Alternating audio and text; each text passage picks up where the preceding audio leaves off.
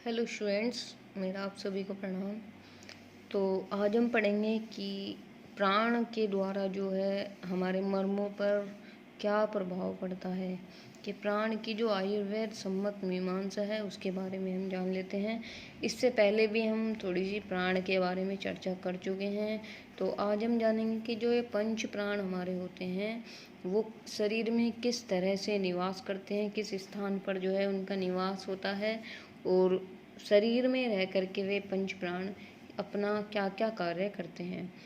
तो पढ़ते हैं कि जो ये हमारे आशुकारी एवं मुहुश्चारी गुण वाले वायु का स्थान जो होता है वो पक्वादान और गुदा है। गुदा और उपस्थ में, जो गुदा और उपस्थ है उसमें अपान वायु रहता है, तथा स्वम प्राण वायु जो है मुख, नासिका, चक्षु और श्रोत्र में स्थित रहता है। तो शरीर के मध्य भाग में जो है समान वायु रहता है। तो यही जो है समान वायु जो है प्राण अग्नि में कहा गया है कि प्राण अग्नि में हवन किए हुए अन्न को समस्त शरीर में यथोग्य संभाव से पहुंचाता है। मतलब कि जो हम भोजन करते हैं उसको हमारे शरीर में पहुंचाने का कार्य जो है समान वायु करता है। ठीक है, इस तरह से आप यहाँ पर ये देख सकते हैं कि किस तरह से प्राण अपान प्राणवायु समान व्यान आदि का जो स्थान है वो हमारे शरीर में किस जगह पर होता है। इसमें आगे कहा गया कि जब जो है समान वायु जो है हमारे अन्न को उस ज्वाला आदि को जो है पेट अन्न बना करके जो है पोषक तत्व बना करके जो है हमारे शरीर के अंगों तक पहुंचाती है, और उससे सप्त अर्चिस जो ज्वालाएं होती हैं, जो इंद्रियार्थी जो भी हमारी इंद्रियां हैं, जैसे कि दो नेत्र हो गए, दो श्रोत हो गए, दो नासिकारंध्र हो गए और एक मुख हो गया, यह इनको जो है सप्त द्वार बोला गया है। तो इन सप्त द्वारों को जो है यही उत्पन्न करता है। तो जीवात्मा जो है वो हृदय प्रदेश में रहता है, और यह जो है जीवात्मा जो है हमारे हृदय प्रदेश में निवास करता है, और उसी से क्या है 100 नाड़ियों का उद्भव स्थल है। जीवात्मा मतलब हृदय प्रदेश में ही हमारी 100 नाड़ियों का उद्भव, जहाँ से उत्पन्न हुई है हमारी 100 नाड़ियाँ, वहाँ पर उसका निवास स्थान है। और उन 100 नाड़ियों में भी जो है उन एक एक नाड़ी में एक एक 100 शाखाएं जो है होती हैं, और प्रत्येक शाखा नाड़ी के 72 हजार प्रतिशाखा नाड़ी है। मतलब कि 100 नाड़ियों में से फिर उनमें से एक में से 100 नाड़ियाँ निकलती है, और उन 100 में से जो है 72 हजार प्रतिशाखाएं की नाड़ियां हैं। तो इसी प्रकार जो है कुल 72 करोड़ नाड़ियों में व्यान वायु जो है विचरण करता है। कहा जाता है कि व्यान जो है हमारे पूरे शरीर में होता है, और जो ये नाड़ियां हैं हमारी 72 हजार, ये हमारे संपूर्ण शरीर में फैली हुई है। तो इसीलिए जो है कहते हैं कि जो व्यान है, व्यान वायु जो है 72 करोड़ जो नाड़ियां उनमें विचरण करता है। और ऊर्ध्वगामी सुषुम्ना नाड़ी, जो सुषुम्ना नाड़ी है उसमें ऊर्ध्वगामी नाड़ी के द्वारा जो है सुषुम्ना नाड़ी के द्वारा जो है उदान वायु जो है ऊपर की ओर विचरण करता है। और इस व्यान वायु के द्वारा ही जो है मनुष्य जो है पुण्य कर्म करने के बाद जो है पुण्य लोक में जाता है, और पाप कर्मों के द्वारा जो है पाप योनि में जाता है, और उभय कर्मों के द्वारा जो है मनुष्य शरीर में ले जाता है। तो ये सब जो कार्य होते हैं ये व्यान वायु के ही होते हैं। तो अब हम देखेंगे कि जो महर्षि सुश्रुत जी हैं उन्होंने प्राकृत जो प्रकृति के द्वारा उत्पन्न जो वायु है उसके क्या क्या कार्य बताए हैं। तो महर्षि सुश्रुत जी ने बताया है कि दोष, धातु तथा अग्नि को साम्य अवस्था में रखना। जो ये प्राकृत वायु है, प्रकृति की जो वायु है, यह जो है दोष, धातु और अग्नि को जो है साम्य अवस्था में रखती है। शब्द, स्पर्श, रूप, रस, गंध एवं आदि जो विषय हैं आदि विषयों में जो है मन को इंद्रियों के संयुक्त करती है। तो ये सब जो कार्य होते हैं ये प्राकृत वायु के द्वारा ही होते हैं। और जो शरीर की समस्त जो क्रियाओं का सही रूप में नियमन होता है वो भी इस प्राकृत वायु के द्वारा ही होता है। तो 5 प्रकार की वायु शरीर के भिन्न भिन्न कार्यों का प्रतिपादन करती है। तो जो हमारे शरीर की जो 5 प्रकार की वायु है, जो अभी मैंने आपको बताया कि पंच प्राण होते हैं, तो वे पंच प्राण ही जो है 5 प्रकार की वायु बन जाती हैं, और ये 5 प्रकार की वायु ही शरीर में रह कर के अनेक जो है कार्य करती रहती है। तो सबसे पहले हम देखेंगे कि प्राण वायु जो है किस तरह से हमारे शरीर के कौन से स्थान में रहती है और क्या क्या कार्य करती है। तो प्राणवायु जो है कंठ मतलब गले में जो है संचरित होने वाली वायु प्राणवायु कहलाती है, क्योंकि ये प्राणवायु है, ये कंठ में जो है स्थित रहती है। इसका निवास स्थान जो रहेगा वो कंठ में रहेगा।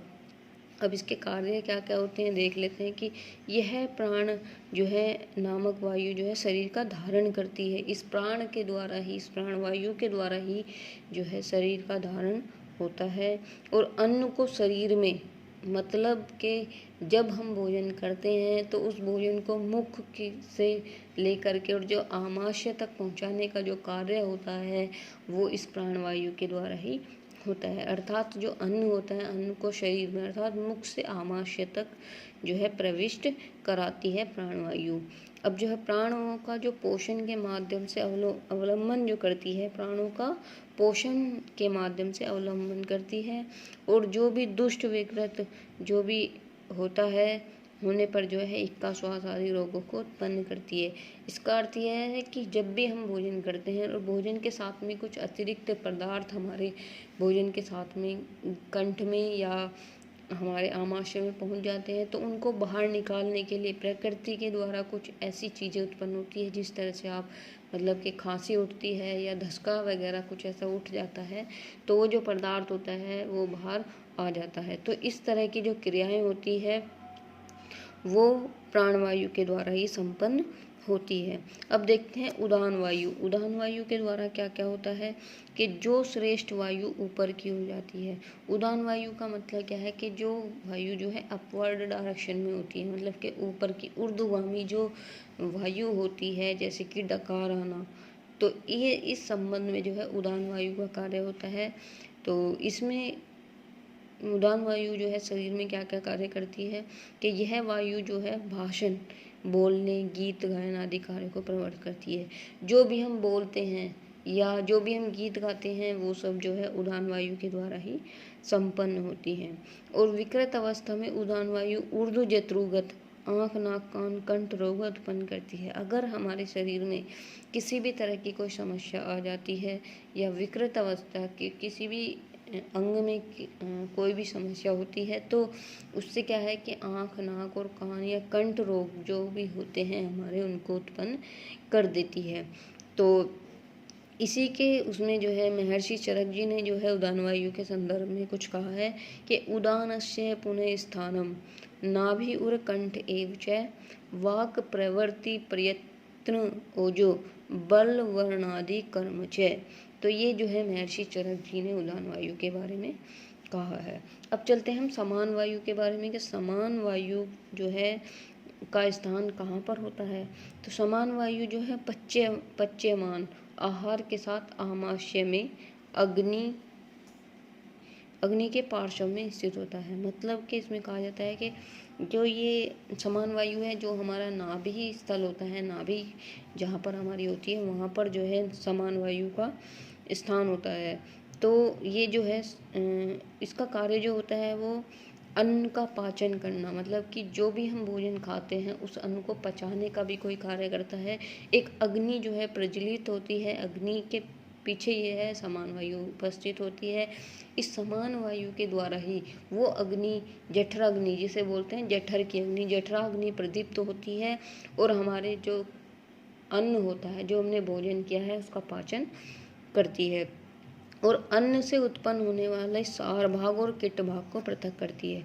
इसका अर्थ है कि जब हम भोजन करते हैं तो उसमें से कुछ जो पोषक पदार्थ होते हैं और जो गंदे पदार्थ होते हैं उनको अलग करने का कार्य जो है ये समान वायु करती है। मतलब कि जो पोषक तत्व होते हैं वो हमारे शरीर के लिए लाभदायक होते हैं और कुछ जो मल उन सब से बच जाता है, जो मल के रूप में बाहर निकलता है, तो इन दोनों को अलग करने का कार्य जो है समान वायु में होता है।